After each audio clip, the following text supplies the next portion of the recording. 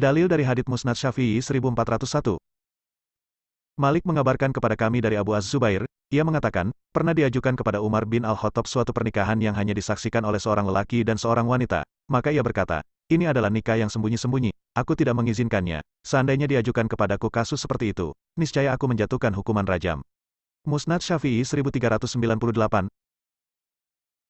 Orang yang dipercaya mengabarkan kepada kami dari Ibnu Juraij, dari Abdurrahman bin Qasim, dari ayahnya, ia menceritakan, Aisyah pernah menerima lamaran yang ditujukan kepada salah seorang wanita dari kalangan kerabatnya, lalu ia menerimanya. Tetapi ketika perihalnya sampai kepada akad nikah, ia berkata kepada salah seorang dari kerabat wanita tersebut, nikahkanlah dia, karena sesungguhnya wanita tidak boleh menjadi wali dalam akad nikah.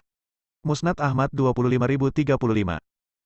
Telah menceritakan kepada kami, Sulaiman bin Hayyan Abu Khalid, telah menceritakan kepada kami, Hajjaj, dari Azuri, dari Urwah, dari Aisyah, berkata, Rasulullah Shallallahu Alaihi Wasallam bersabda, tidak sah nikah tanpa ada wali dan penguasa menjadi wali bagi siapa yang tidak mempunyai wali. Muwaw Malik 982. Telah menceritakan kepadaku dari Malik dari Abu Az-Zubair Al-Maki, berkata, pernah dihadapkan kepada Umar ibnul Khattab suatu pernikahan yang hanya disaksikan oleh seorang laki-laki dan seorang wanita. Maka, Umar berkata, ini adalah nikah siri, saya tidak membolehkannya, sekiranya saya menemukannya, niscaya saya akan merajamnya. Sunan Ibnu Majah 1870.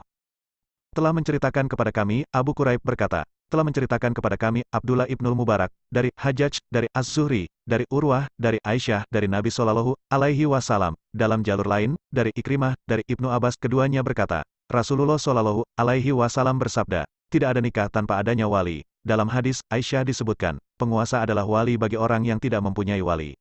Menikah adalah keputusan besar dalam hidup seseorang dan harus dilakukan dengan penuh pertimbangan dan persiapan yang matang. Namun, jika ada pemuda yang mempertimbangkan kawin lari, berikut adalah beberapa saran. Pertimbangkan kembali alasan mengapa Anda ingin kawin lari. Apakah Anda merasa terpaksa untuk menikah karena tekanan dari keluarga atau pasangan? Apakah Anda ingin melarikan diri dari masalah atau tanggung jawab? Pernikahan harus didasarkan pada cinta, rasa saling percaya, dan kesepakatan mutual yang kuat. Evaluasi konsekuensi jangka panjang, kawin lari dapat menimbulkan masalah besar di kemudian hari, seperti masalah hukum, keuangan, dan sosial. Selain itu, Anda dan pasangan mungkin mengalami stres dan tekanan yang besar selama proses kawin lari dan dalam menjalani kehidupan setelahnya. Pertimbangkan dengan hati-hati apakah keuntungan jangka pendek dari kawin lari sepadan dengan konsekuensi jangka panjangnya.